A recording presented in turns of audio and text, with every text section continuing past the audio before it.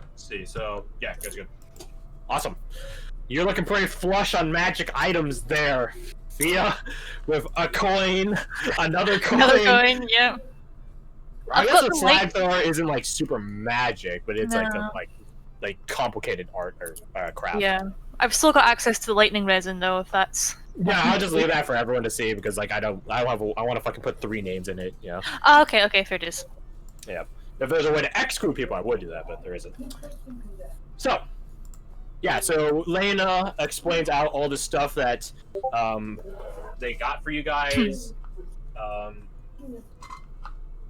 Let's see. I'll just make these guys available there on the page. So, oh yeah, my bad. David's here too. So you guys have so Ian is the double revolvers, Kaylin is the single round, Davis is Davis. The peculiar, intricate thing is Anastasia, and the broken thing is Darren. So there's your generic tokens for your NPCs here. Davis, there it goes. Yeah. Ian isn't shell-shocked look right now, but he does look like half there, half not. So, just so you know. And yeah, true to what Kaylin's description of it is, this tall, brown hair, this eyes, you know, dressed in noble duelist attire. Yeah, he's dressed like that. Why'd you make me a death save? Oh. I'm just trying to figure out how to turn on advantage for those. Oh, for those? Okay. Is there a way? I don't know. That's what I'm trying to figure out. That's really weird. Anyways, so yeah, you guys get your mission detail briefing done, etc., as this myriad of gunners and magic-y smart people, nerds, show up. And, you know, they very much do give off the vibe of old friends hanging out. I think you guys have met Davis before, but he notes your guys' presence. Stuff like that. Hi. Does a 2-finger flick salute. Howdy. Hello, all of you. Keeping yourselves out of trouble or in it, Anastasia remarks. Currently not. No. Currently between trouble. That's an accurate way to put it. That would, yep. Very good then. You guys ready for tomorrow morning? About as much As can be, I suppose. Yeah. She looks at Ratesy in his inebriated form. I hope so. Abigail and Darren just look at each other, nod, and then just go back to whatever they're doing. A tacit agreement between mentor and student. So, more or less. Saw dude. Cannon, says hello to you guys. Ian does a nice, good to meet you, in his own shaky way. You guys note that, he's just regarding you guys in a very, anxiety-filled, passive gaze. But you note that he does linger on Katya. And, Katya, sees him, and they both just do, a really awkward, hi. And he does, a short, little head bow.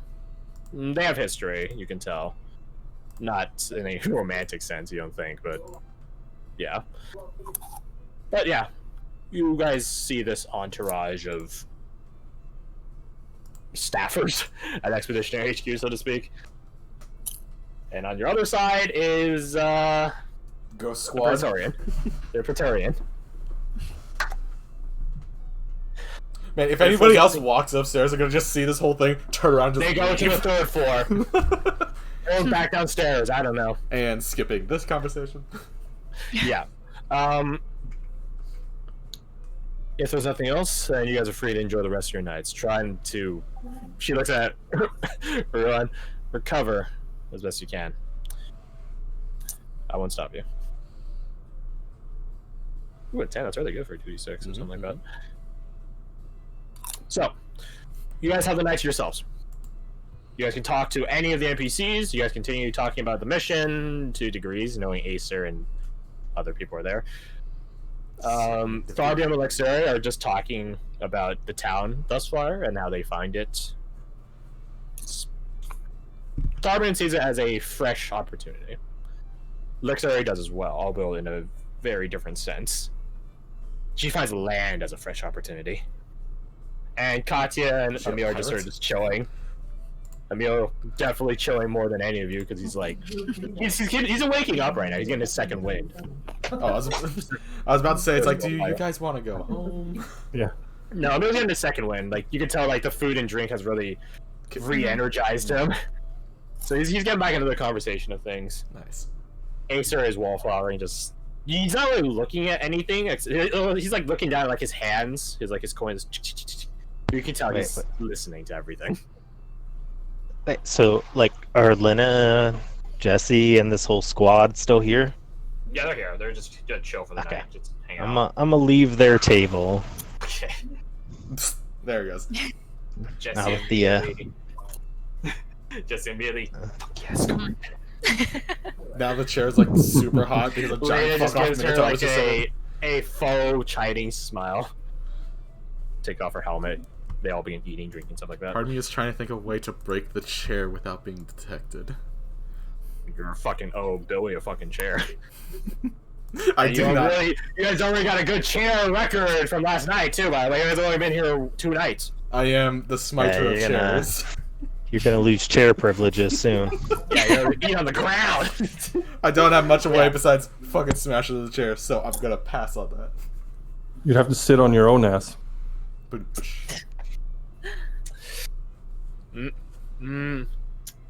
Never mind. So yeah, Reitzi, yeah, pass on that one. Minotaur, formerly known as Reitzi, currently known as Ruan. Well, I guess not currently because This is you haven't got the so name yet. excessive. You sit down next to Acer and he just like looks over his shoulder or over to the side. It's like, how do you feel, my friend? Oh, I'm feeling somewhat better. Yeah. Looks over at the group of creepy mime people. Again, they're more like the statues you find in a noble house, except like there's actually like use to the armor. Yeah, they're peculiar sorts. Oh, that is a word for it. What is the off-putting? Yes, that's the word. Accurate. Yes, I would definitely agree. So, what do you do around here? Like, you're a criminal, right?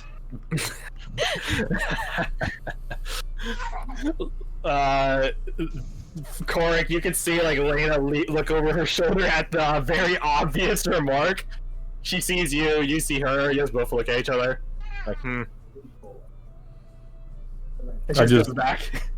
Before she goes back, I just sort of dig my face in my palm and just shake my head. Maybe I am. I just listen. That's all. Okay, Roger. Criminals just listen. Writes that down. I think it's him specifically. Not all the criminals listen, although the good ones do. Right. Saying like he lowers his voice a little. So tell me the truth. He looks over at Emil and like does a head nod. Is he a listener? This catches Emil and Katya's attention because the other talking relatively quietly, and Emil and Katya were in their own conversation. Why did you ask him? I don't think the courier boy has anything to hide anymore. Well, I've tried a couple times, but I don't know. He all the things you would expect a criminal to do, but he says he doesn't. So I don't want to, be rude. Then allow me, Emil. Huh? What is your criminal background? Emil just like gets like a straight face look at him, like, really, dude? Like you're just gonna call it out here. You know, Mm-hmm. you're not really good at your job. My job is gathering information. And I thought keeping it secret. Not so secret for you, my friend. He looks at like him, then to you, Ruan, back to him. Alright, might as well get it out of the way. And this guy catches you guys' attention.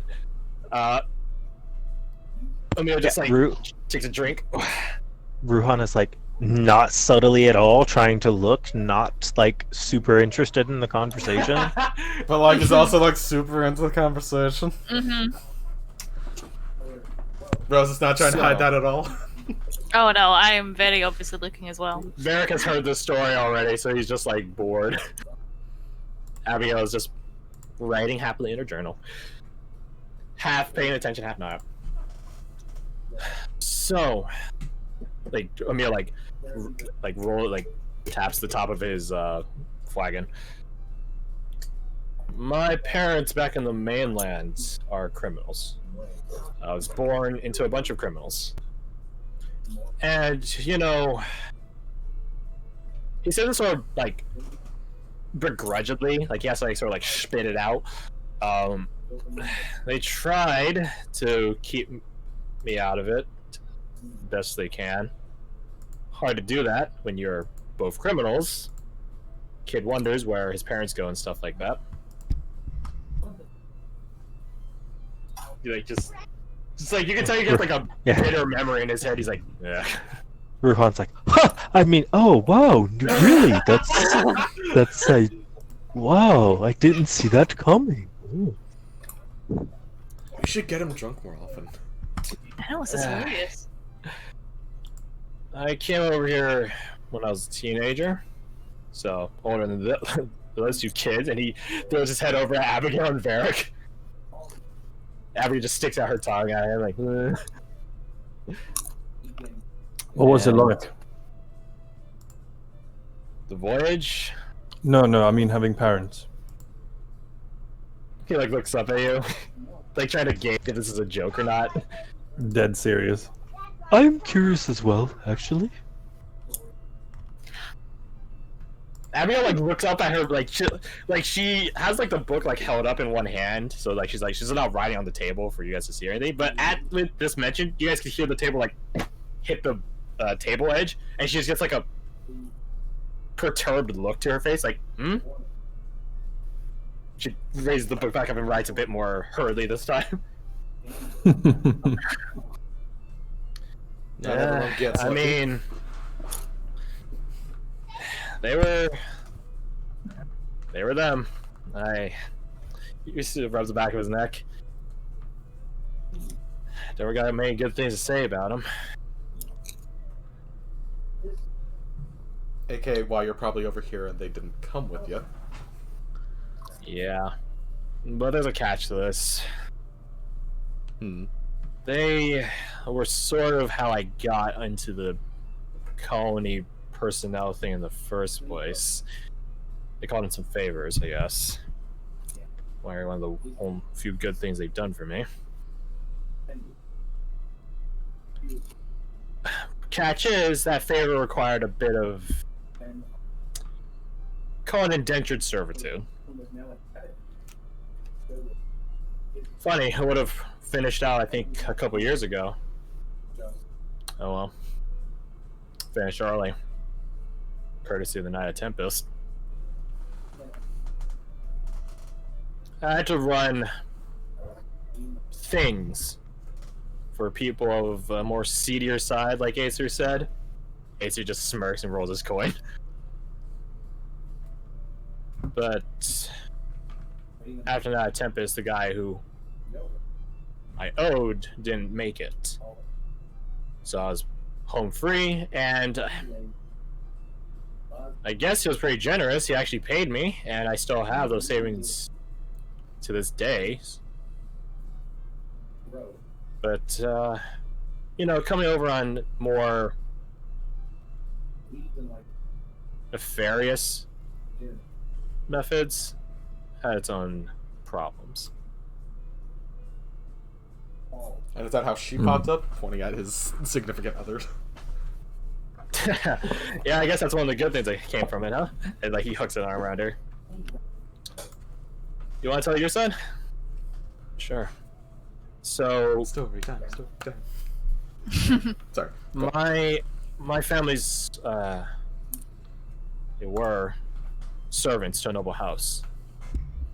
When the Lord came over, he asked if we wanted to come with. He wasn't going to force us. He's very courteous and generous like that. We said yes. Well, they said yes. I didn't really have a say in it, but I don't have a problem with it. When we got here, though, it was a bit. She like bites her like cheek, inside her cheek. Boring, I guess. She has like a little sheepish smile, and yeah, I wanted more. So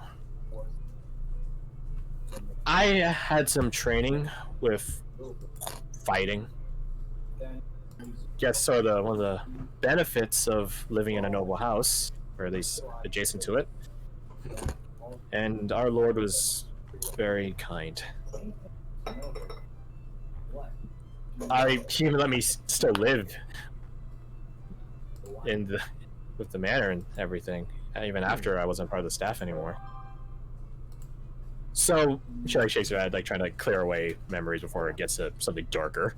So I joined the guard, and I was a lot more ambitious back then. A lot more ambitious.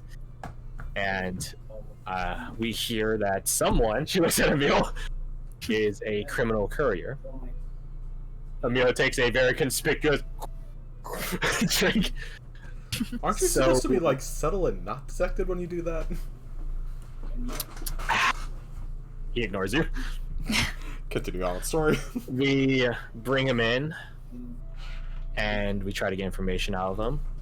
Yeah, all that self-incriminating, huh? Maybe.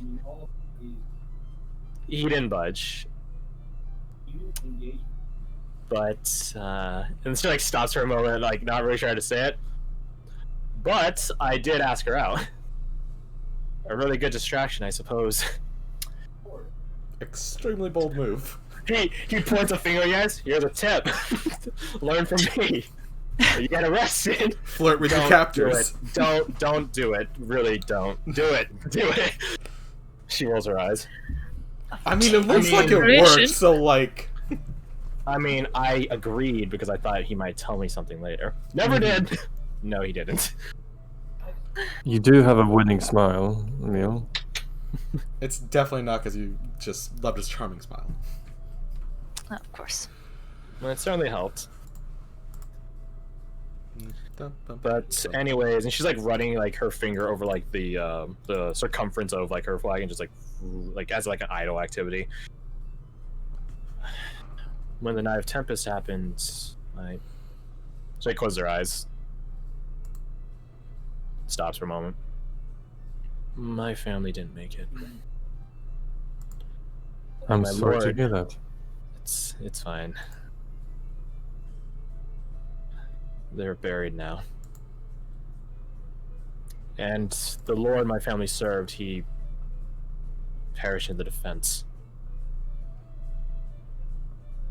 Like, you guys can see how the corners of your eyes, like Abigail and Varric both look over their shoulders at Ian to see like if he's listening, if he's reacting to this. He looks still pretty out of it, but you can see that there's a bit of like life like coming back to his eyes, and you can tell he is listening. He's not being discreet about like cocking his ear at your guys' table or anything. And he gets like this really, really faint, like almost equivalent to like a dead man's last like moments. Like he gets like this really faint but content smile to him. He perished in the town's defense. So Yeah, I think Ruhan being like a little bit too drunk still, like doesn't think of a way to empathize. He's like, wow, that really sucks. Your life kind of sucks. Oh my god. I mean, it definitely has its downside. Break the tension. Break the tension and then make it worse. I know. I mean, Katya is luckily a gallows humor sort of person. She's it gets better. Honestly, I'm no different than a lot of other people in this town. A lot of first waivers. A lot of us lost stuff. She like thinks for a moment. Some of us worse than others. So I'm not complaining. You know, you're not wrong. I never had much of a family myself, except for the mercenary company I ended up joining. But if Kaladin hadn't found me, I would have probably ended up in a gutter with my throat slit somewhere. She smiles at not the throat slit dead in the gutter part, but at like someone found you and like took you in. I've come to learn ever since the Night of Tempest that family is what you make of it and who you decide to include in it. Abigail drink nods that. sagely at that. That's sweet. I But, know, right? yeah. Anyways, after the she like tries like you can tell you're making her feel awkward, so she's like tries to get past it. Like, too many compliments. I don't want to deal with this shit. She's like, anyways, she got like a blush to her cheeks now, and not from the alcohol. Anyways, afterwards, I couldn't be the sort of guy I was before. We're all suffering. We're all rebuilding. Criminals. She like looks at, in the direction of Acer, but you know Mio's in that way as well. Criminals. Trying to hunt them down, arrest them. It just seemed like I was stirring up trouble that didn't need to be stirred up. And everyone was putting in their due diligence to making sure the town stayed afloat up until when the Royals showed up and sort of salvaged stuff. So I lost a lot of my career ambitions, and honestly now, she closed her eyes. Now I think I'm content with just being a wall watcher. It sort of makes me feel a bit more at peace. Trying to prevent another night.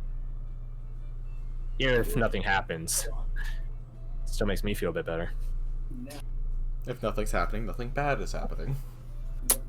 And I don't mind your guys' affiliations. She says like throwing her head at Acer, or what your pasts are like. She says looking at Emil. I don't mind. I'm not trying to look for trouble. Just don't let it get too out of hand. So don't start another bar fight. Bar fights are fine. Just don't do anything. You're like wilted smile, like wilts even more. Things you can't take back. You won't like it if the court sets up here then. You know, a cook used to say, that's, we'll call him that. He used to say, when we complained about him not doing the dishes properly, he would say, you need a bit of dirt in your gut, because life is going to make you swallow enough shit as it is. It's also good for your immune system, so hey.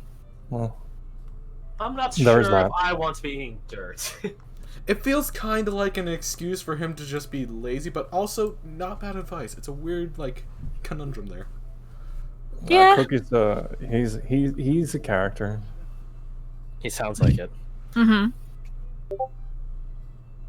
Yes, he can. I never know. But yeah.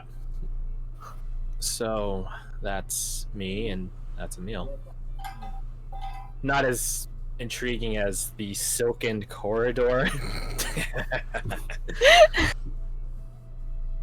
Emil shrugs. You know, I feel like that's a compliment. Takes a drink. Honestly, probably. Yeah. I'll drink to that. They both clunk flagons, drink. I raised my glass. Cheers. Oh, are we choosing now?